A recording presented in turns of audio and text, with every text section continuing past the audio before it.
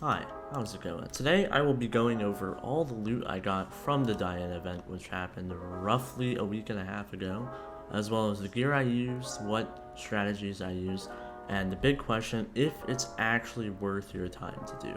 I'll also include some clips of some cool moments and drops just because I thought that would be fun to include. And that's actually all I have to say in terms of an intro, so without further ado, let's get on with the video.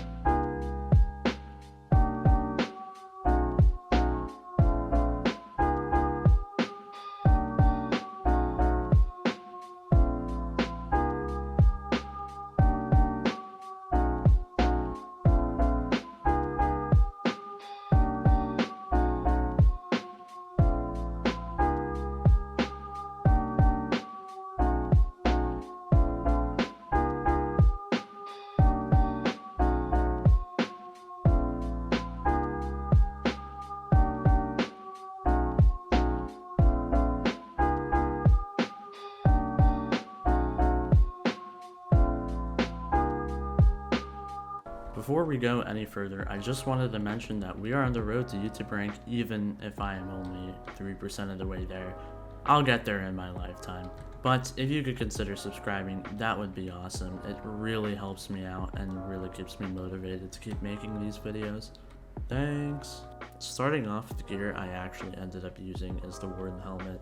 This helmet helps out so much, and if you have the coins to pay for this, I highly recommend it. It just is so helpful. Now, in the early parts of the event, I did use my 3/4 Storm Armor. I kept this on living because I'm too lazy to reforge it.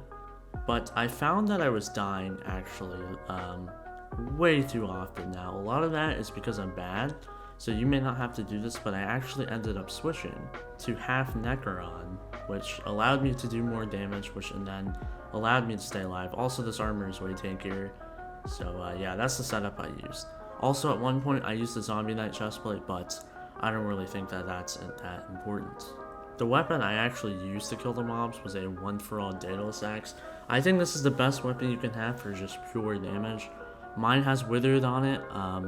Fabled would definitely be better, but the one I bought had Withered on it, and I don't think it's that big of a difference. I also used the Hyperion occasionally to get around the map, but I mostly used it for the Winter Impact heal. It's just such a good healing item. And to get around the map, you could actually be a bit faster if you use 2 leaping swords, but I just used a grappling hook and an AoE. I'm a simple guy. And obviously, this is the setup I used for the legendary griffin pet. If you're doing an epic griffin or lower, the mobs are significantly easier to kill, so you should have an easier time finding gear to use. So now we get to my favorite part, the actual loot that we got. I ended up getting 12 antique remedies and 9 crochet tiger plushies, both of which don't really sell for too much, although the plushies are okay. But that's not where the money is. All the money from this event is in this bag right here. Now, I actually ended up getting 17 Dwarf Turtle Shellments, which for 3 days of the event, considering each of them sell at 4.6 million coins, is actually really good. I also ended up getting 2 Crown of Greeds, 1 Washed Up Souvenir, 1 Daedalus Stick, and I did not get any Minos Relics or Chimera Books. Adding up the totals of all the items gives me a whopping 92.7 million coins from all the items in my backpacks, which for 3 days of grinding is actually really good. But we are leaving one critical factor out, and that is the gold, the iron, the feathers, and the claws that you actually get from killing the mobs as guaranteed drops. I calculate this could be slightly inaccurate, but I got fairly close to 69 nice million coins from just those drops alone. This actually brings my total coins earned from just 3 days of the Diana event to 161.7 million coins in just 3 days. Honestly, I am super surprised. This has been one of those events that I haven't really been bothered to do, and I recently came back to Skyblock after like a month or so break, so this was my way of getting back in the game, and I'd say it turned out nicely. Overall, I would 100% recommend getting into this event, even though it's around an 80 billion coins worth of stuff that you have to invest into doing them in the first place.